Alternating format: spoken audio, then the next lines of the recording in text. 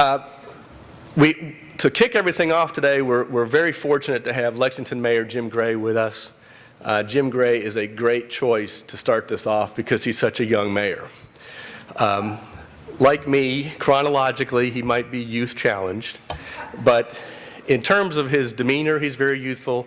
His intellect is very youthful, and I think most importantly, his passion and enthusiasm for new ideas, big ideas, and frankly, making things better is also very youthful. And and because of his leadership and his passion for making things better, Lexington is making a tremendous amount of progress under his leadership. We're fortunate to have him in that role as our mayor. As you know, he tackled the city pension and health insurance spiraling cost problem. He's gained national attention for doing that, for addressing that problem. Most cities in America and most states in America have the same problem. Very few have even tried to address it. Almost no one's really come up, other than Lexington, has really come up with much of a solution other than the few cities who have filed bankruptcy to avoid those obligations. So we're pleased to have Mayor Gray with us today. As I said, he's constantly pushes all of us to improve. Commerce Lexington has a tremendous partnership with Mayor Gray and city government. He encourages us to improve. Mayor, we like to think that this event is an indication that it's new for us and it's something we're trying to do better and we're moving forward. So, Mayor Gray, we're thrilled to have you, and I'll turn it over to you.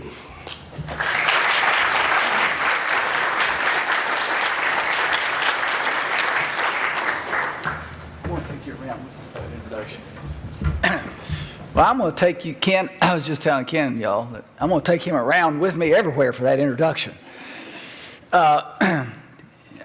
This is, y'all hear politicians say stuff like this all the time. This is a great event. I love being here. But, okay, I'll have to confess, too, that in this job, sometimes you'll go from one meeting to the next, and fortunately I have a great staff today. Brenna Angel, Brenna is here. I saw you. Brenna, where were you? You're right there. Brenna's our Deputy Director of Communications. She used to work for WKY as a reporter, so she tells me what to do real conveniently all the time in West Holbrook. But anyway, so sometimes I'll go from one event to the other, and literally, like being pulled around like a rag doll, and it's like, okay, what's this? What's next? And what am I supposed to say? And usually I get some good advice. Well, today I ran into Amy and Katie and was like, okay, now what's the difference in this and Leadership Lexington and Leadership Central Kentucky? Oh, this is a whole new deal. Okay, yes. We got this idea last year. Ken was just talking about it from Charlotte, and wasn't it? Omaha, sorry, okay. And that's right, yes, right. We're going to Charlotte. See, y'all, forgive me. Got it from Omaha. And it was really inspiring. I was there. It was really inspiring. So, good morning to everybody. That allows for a good morning back. Come on, help me here. Thank you. I saw on the agenda that I have an hour. I promise you I will not take an hour. But I do want to say to you, okay, don't be timid. I know you're not shrinking violence in this room. Don't be timid. Start thinking right now about a question. And believe me when I tell you that when it's 4 days before Election Day, I am used to a lot of questions. In debates, we get questions, unexpected questions. So anything you got, I want you to think about that, because I'm going to talk for about 10 minutes. And then any question that anybody has about Rupp Arena, you can go ahead and raise your arm and ask me, how are we going to pay for it? How's this going to happen? And I will happily do my best to answer that. But let me, I think Sam, where is Sam? Sam here? Did you give me I don't have to use this microphone, is that right? Sam, right? I can sort of walk around. Well, I may do that, because it's actually, those lights, I can see y'all a little bit better without that. So, this theme, I said to Ken, or said to somebody at the table, that a group like this really reminds me of the reason that I ran for city council. Well, actually, I ran for mayor first, 12 years ago. I lost that race, and I was really fortunate. Losing that race allowed me to pick myself up, dust myself off, and start all over again, and run for a lower position, city council, and learn in that role a lot about government. And learn in that role then perhaps what being mayor, the opportunities that being mayor could provide. And I ran for mayor then 4 years ago.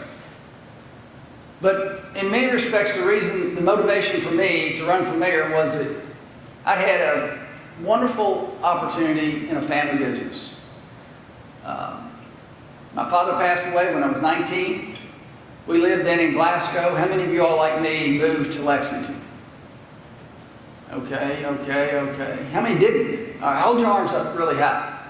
Because most of the time when I ask that question, 80% of the audience has moved to Lexington. So I moved to Lexington, made a choice. Moved here with our business. Actually, I opened an office about 600 square feet in what is today the PNC building in 1982. So more than 30 years ago. 1985, we were really fortunate. We won a big piece of the Toyota plant. That gave us a big inflection point.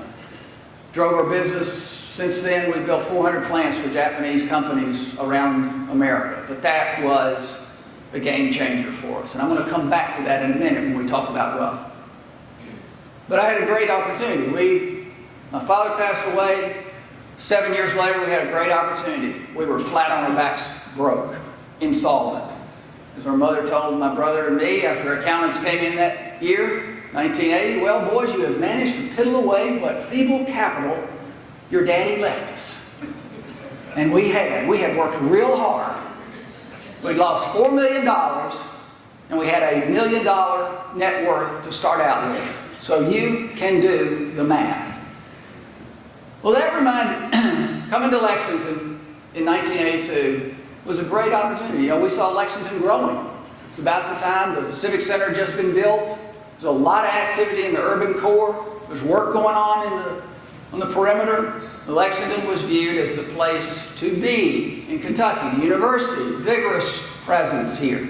Big opportunity. Saw that as an opportunity to grow our business. We won the Toyota account. We were hiring people, a lot from the University of Kentucky, Purdue, Ohio State, Eastern, and I had the chance to travel.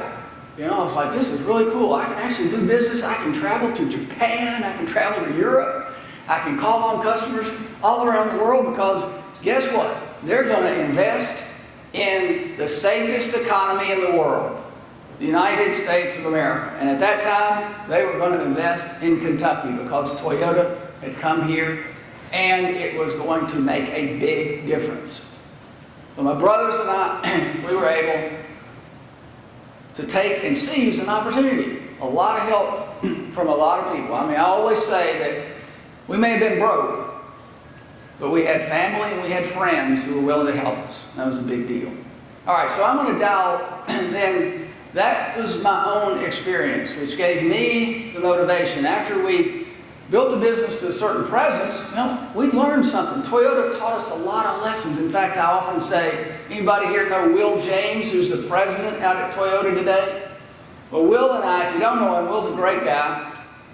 He was hired, the first African-American president of major automotive enterprise in the country. Will and I were on the job site at Toyota at the same time. I was the project manager for building the plastic shop for the plant. Will had been hired by Toyota. We didn't see each other for 25 years. When I saw him 4 years ago when he was named president, he said, Jim, I love being back. I learned so much. He said, it's great to see you again. I said, Will, I said, buddy, I said, listen, I often think in our company, we learned so much from Toyota, the Toyota problem-solving system, Toyota production system. We tried to translate that into the construction industry. We're pretty successful at that. Built the business. And today, sales in the business last year close to $1 billion.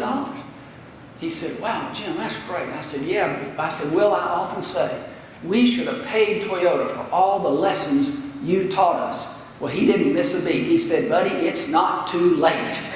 You still can. But that was a big deal. It was a learning opportunity. And so when I see a group of young people like you all today, I think, that's the kind of place that we need to create where everybody has a chance in whatever profession and whatever work you have, whether it's public work, civic work, whatever, professional work. It's an opportunity to learn. Of course, a university city provides that opportunity in many respects. We have a lot yet still to do. A lot of improvement yet to do. And I love the notion that Tucker was talking about, entrepreneurialism, because the DNA of opportunity is entrepreneurialism and entrepreneurialism. All right, I'll go back now. I want to dial back 239 years to the settlement of this city in 1775. A year before the Declaration of Independence itself was signed. And you are sitting today real close to where those settlers founded our city. It's founded right here around the town branch. The creek is a water source. Like any pioneers settled, they had to have a water source. The town branch creek was the water source around which Lexington was settled in 1775. Dial forward a few years, the 1820s. The leadership in Lexington then included Henry Clay. Y'all know that name, right? It's hard to not know that name, especially all you natives. Maybe went to Henry Clay High School, but Henry Clay was twice congressman, U.S. senator, ran for president 4 times, Secretary of State. He was an incredibly prominent leader in the country. Well, he and Benjamin Gratz, one of the first millionaires in the state, and a merchant, actually a hemp merchant, and the first mayor of Lexington, Charlton Hunt, in 1832, this is what we're talking about, entrepreneurialism. In 1832, these guys saw that there was a big change coming. River transportation, steamships, and also railroads. Well, Lexington wasn't on a major body of water, but Louisville was, and Cincinnati was. Well, these guys knew that they had to compete. They had to compete, then regionally, within the state, in order to have a national presence. And what did they do? They weren't on a river. They had to do something. There were these things called railroads that had just emerged. They raised $1 million privately in 1832, when the entire federal budget of the United States was less than $50 million. They raised $1 million to build a railroad from Lexington to Louisville and Lexington to Cincinnati to stay competitive. Now that $1 million in 1832, anybody got an idea what that'd be worth today? Between $700 and $800 million is how much that would have been worth today. So Henry Clay was not just a politician. He was not just a farmer, which he was. He was not just a bourbon distiller, which he was. He was not just a thoroughbred breeder, which he was. He was also a railroad builder, but think about it, he was all of those above. He was an entrepreneur. So deeply in our DNA are these entrepreneurial genes. Now, how does that translate to today? Today, Lexington is the 72nd largest city in America. Today, Lexington is the fastest growing city in Kentucky. In 1830, Lexington's population was 35,000. Today, Lexington's population is 310,000.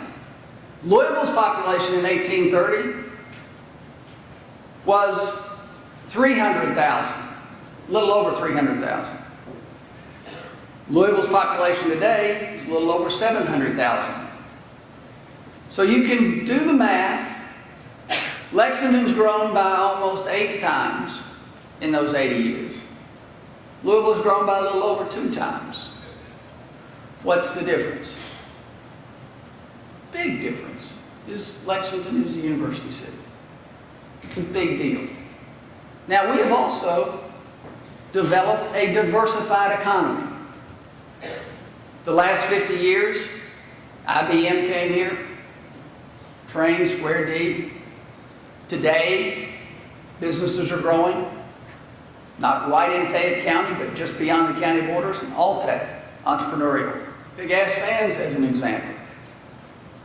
I'm sure I'm going to miss something here. But we're also recruiting from outside. The opportunities that we got today are significant. But we don't have enough entrepreneurial growth in our city. I'll just have to say that. I mean, it's just not enough. And it should be. Let's look at other university cities. Austin. In fact, I talked to the mayor of Austin, the mayor of Nashville not long ago, and they said, you know, Jim, said Lexington is like Nashville and like Austin 25 years ago. I said, well, I don't know if we want to be exactly like y'all. You know, we want to be Lexington, special, unique, authentic. You know, there's a specialness here. We protect our border, we protect our urban services boundary, we want to protect the rural landscape. But they pointed out to me, but you know, you can do it right. You can build your urban core magnificently. Magnificently, and have something that's really rare in the country. An extraordinary urban core, downtown, and the area around it. And an extraordinary landscape. So we have, and being the first city in the country to create the urban services boundary, Portland, Oregon was second, 50 years ago. We have these extraordinary opportunities, but you gotta do it well. And planning is a big deal. I sometimes say that a good plan is like a road map. And the journey is the safest when the road map is the clearest. And that's why I appointed, when I first became mayor, a planning commissioner, with the purpose of trying to pull all this together.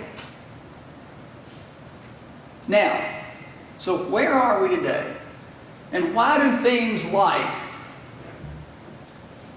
living within your means, doing a good job of controlling costs, okay, why does that matter in a city government?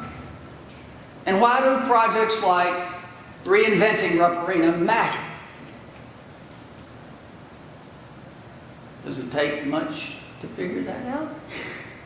Probably not. Anybody who's read a balance sheet, anybody who's had to be in business, anybody who's gone through insolvency and recovered or difficulty knows that you have to live within your means. When you're green, you grow, and when you're ripe, you ride. Simple. There's no choice. And one thing I've learned in this job, from building 850 projects when I left our company, I was told, you were involved, Jimmy, in 850 projects. I said, oh, I'm not that old, surely. Didn't do that many. Yeah, one way or another. Now what you learn in those, in doing that, is that all projects have a similar dynamic. Really, they all get done, one way or another. Some tougher, more difficult, more turbulence. But they all have a business plan, one sort of another. That plan is so important. When I became mayor, I said we're going to focus on 3 things. Creating jobs, running government efficiently, and building a great American city. Now, this is not a campaign speech, I promise you all, even though it is 4 days away. This is about the city's future. This is about something I learned in our business. You know, you've got to focus. And when you're on the right path, stick to it. But stick to what you know. Because there's always going to be the shiny ball to distract you. All right? So, what did I have to learn right out of the gate? Well, we had a $20 million bust in a $20 million budget for our health insurance in our city. Yes, let me repeat that. Right after I was elected, I found out we were spending $39 million out of a $300 million budget, actually less than 300. We were spending $39 million for health insurance, for employee health insurance, and we were budgeting 20. You know, not a good situation. We had a $33 million budget deficit, and we had this, which Ken talked about, this pension plan that was $300 million underwater. So these were big, sort of thorny problems. Had to put your arms around them with a bear hug and wrestle them to the ground. And that's not any different than what some of you, many of you are perhaps doing in your business, in your profession, whatever you're doing today. But it meant every day blocking and tackling. But it also meant knowing and having the confidence and belief that we were going to get through it and turn it around because there's too much strength in this city. And we were able to actually do that. Today, in 2 years, that health insurance plan, by changing it, adjusting it, providing a health clinic, actually a clinic for employees that's focused on wellness and on treatment clinically, and our own pharmacy. We've saved $4 million there, and in the health insurance plan, overall, including the clinic and the pharmacy, we've saved $25 million in 2 years. Now, some are going to think, well, what have you lost in benefits? By and large, the larger population, 90%, have equal or better treatment. But I've learned that, it's just like a private sector, just like a business, things can get out of control. And it has to be worked on all the time. Okay. But there's a real context for that. All right, so where are we today? In the last 2 years, we've had actually a surplus. In the private sector, you would say we went from a loss to a profit. So we have the opportunity then to make some investments. And those investments include parks, investments in parks across the city, trails across the city, working with our schools. It includes projects like paving roads, $13 million, paving streets that we didn't do before. Last year we added $13 million. Okay, influences neighborhoods. And it also includes more aspirational projects, like once in 2 or 3 generation projects, like once in an every 50-year project, like a game changer project, like the reinvention of Rupp Arena, okay? Which is probably taking me to where I'm completely out of time. No, I know that you all want to hear about that. Okay, I describe it this way. Rupp is 40 years old. In 850 projects, I had a lot of renovation projects. So you learn when a project is long in the tooth, it's time to change. The business model, the building itself, the environment, the experience, all that together. Well, that's what Rupp represents today. We have a declining model for the convention center, not competitive. Declining retail space, not competitive. The urban mall was kind of popular 40 years ago. Why was the urban mall? I'm talking about the retail space. You all know what I'm talking about. The Civic Center shops, right? Okay. 40 years ago, 50 years ago, they were designed as the urban core, as this downtown across America. It was the downtown's alternative to the suburban mall. Like, how are we going to save the downtown? Well, let's do an urban mall, an enclosed mall. But, that model not working today. But what you see are people on the streets. You see that in our downtown. I've often said You know, you field the dreams, build it and they will come. Well, I often say, build it for your own people first, then others will come. So we have the opportunity, because of where the Rupp project is itself, the Rupp Arena Center is itself, in its life cycle, we have the opportunity to reimagine it. And what we did 3 years ago, did this just like any other project. Let's put a plan together. Let's examine the costs and the benefits.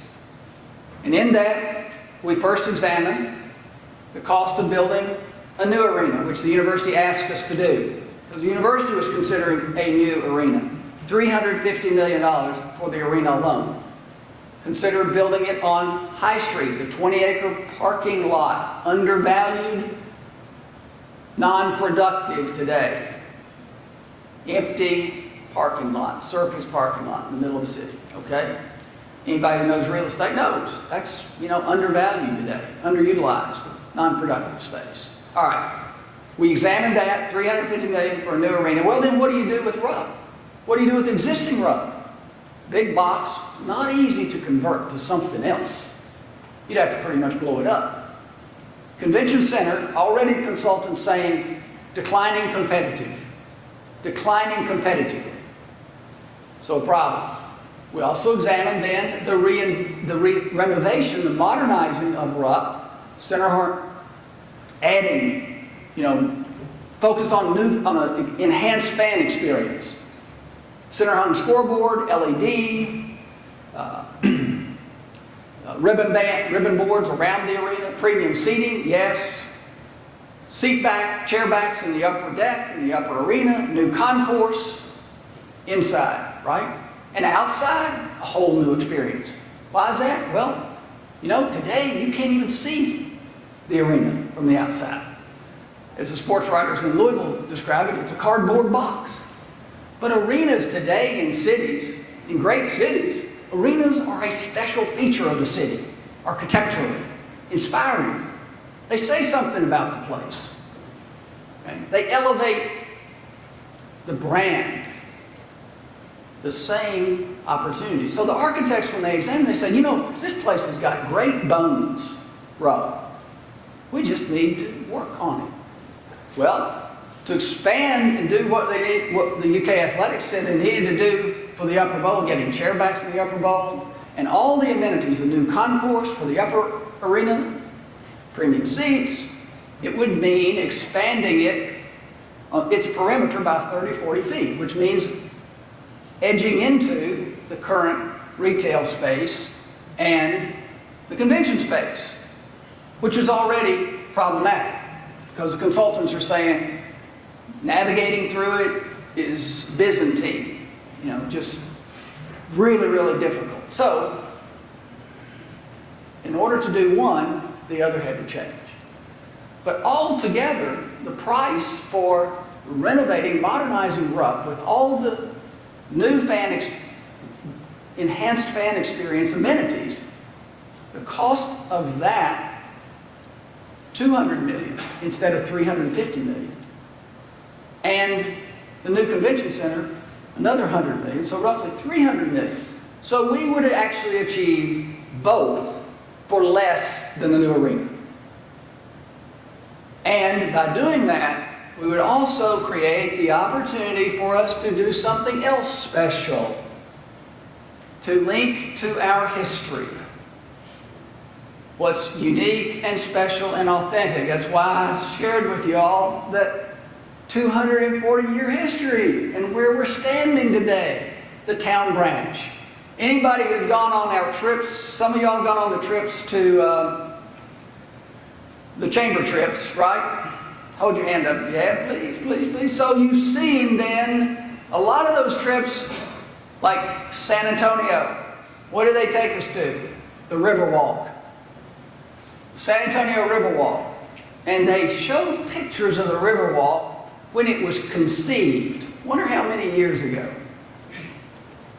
1914. 100 years ago, the San Antonio Riverwalk was conceived. They didn't really even get to start it. The San Antonio River is a dry river most of the time, so wet weather only.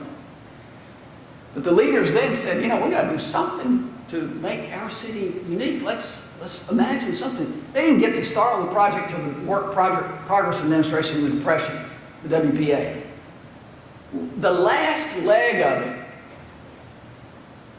was opened. They had a ribbon cutting on it. It was 20-some miles. The last leg of it, out into the countryside. Almost 100 years later. Now, why in the world is that relevant today? Because by taking the Rupp project, by freeing Rupp, by separating the convention center away from it, what's underneath it? The town branch. We engaged in an international competition. It was a great architect, a great landscape architect, a wonderful young woman named Kate Orff. She's 42 years old. Last week she was in the Wall Street Journal. She's routinely now featured, but we got her when she was in her career 2 years ago. She entered the competition and she won it. She won the competition. How many of y'all know anything at all about this? Don't worry about it. If you don't know about it, that's okay. That just tells me how much education we got to do. How many know it all about the town branch that we've been working on this project? Okay. Oh, well, that's great. All right. Well, let me just say then, let me confirm the value. The reason I'm expressing this is that every time we've gone on these chamber trips to a lot of cities, Providence, Rhode Island, Oklahoma City, San Antonio, each one of these cities showed us how if they didn't have water in their city, they worked to create it. And why is that? Because people come together with water. Well, Lexington is the largest city in America not on a navigable piece of water. Now, relax. We are not going to create a river in the downtown. All right? That would cost a whole lot of money. And this is what was remarkable about Kate's design. What Kate did was she looked carefully into our history. And she discovered the town. She knew about the town branch. We all knew about the town branch. But what Kate did was she looked even deeper. And unlike the other competitors who did a similar model as San Antonio or Providence or Oklahoma City and created a piece, basically kind of a stream or river complete in the downtown, which would cost probably hundreds of millions of dollars. What Kate did was she said, wait a minute, let's look at the geology of this region. Let's look at the hydrology of this region. And what is it that's unique about this area? The karst topography, the limestone. And what happens in this limestone? Anybody, I love hiking in Red River Gorge. So you go down there and you see, what happens is a stream will be going along the, Wes is giving me the hook. Okay, all right. But I'm almost done, all right. I just want to finish this part. Okay, you go along here, a stream will go along the surface, the rock, the limestone, and then it'll hit a cavity. It'll hit a crevice, and it'll go underground. And then it might pop up, regrettably in your basement, But that's the nature of the hydrology here. And the karst, that's why the equine industry is so important here, this karst and the limestone. So what Kate did was she said, we have the opportunity in this 2-mile stretch where the town branch is buried underground in a big culvert, actually 2 big culverts, 12 feet, one of them 18 feet big. We have the opportunity not to resurrect it, but to create episodes along its path. A spring here, a fountain here, even a waterfalls perhaps at the backside of Rupp, where it could go into the town branch park, where today the parking lot is located. And that then would bring people. We don't have a park in our downtown. Louisville's got their Olmsted parks, designed by Frederick Law Olmsted more than 100 years ago. Well, cities need these sorts of things. And then the other piece that's so important financially is that the model includes building out the High Street parking lot, just like what was done around Ohio State, around the Nationwide Arena in Columbus.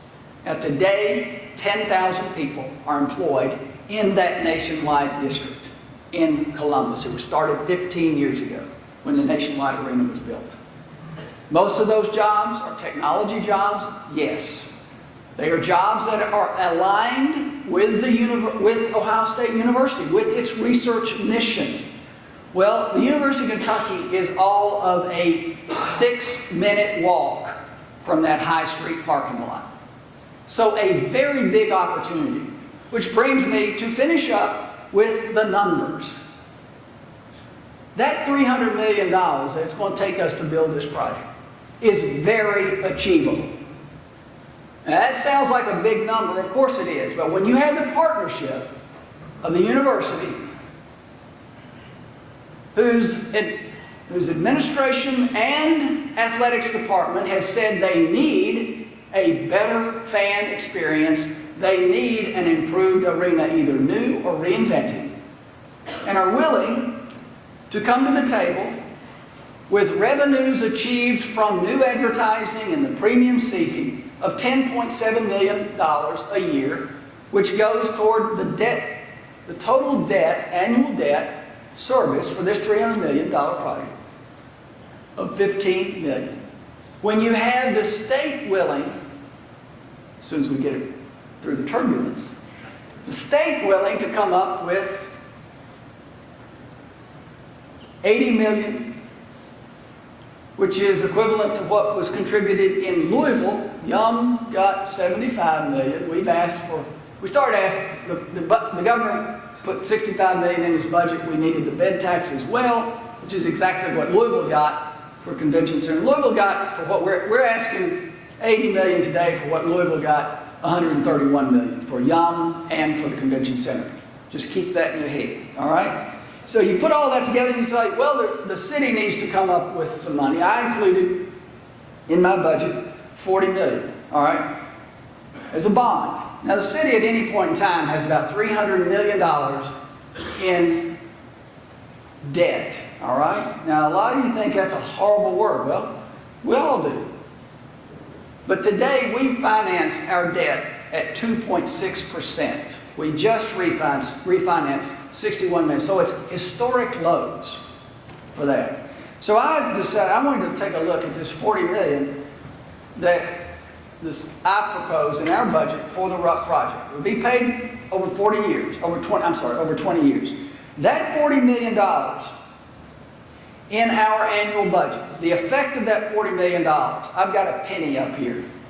And this penny is cut into 2/3. In other words, I've got 2/3 of 1 penny right here.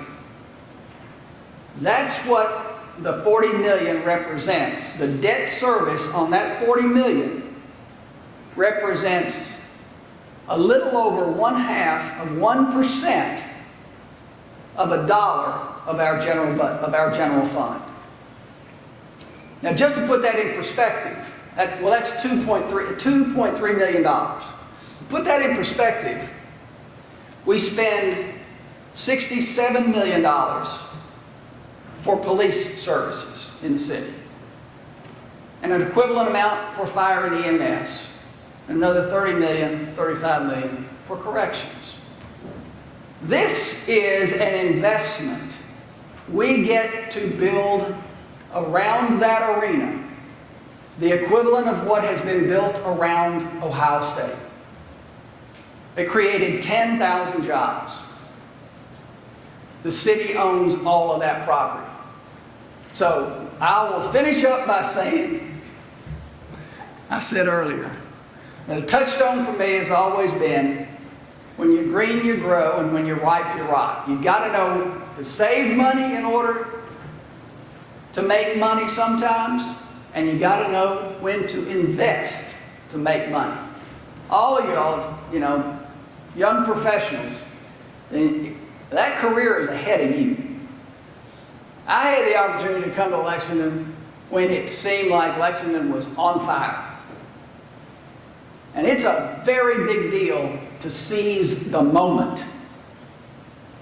Because if you don't, and just paddle through, then you get what you deserve. which is nothing more than mediocrity. Okie dokie, I'm done.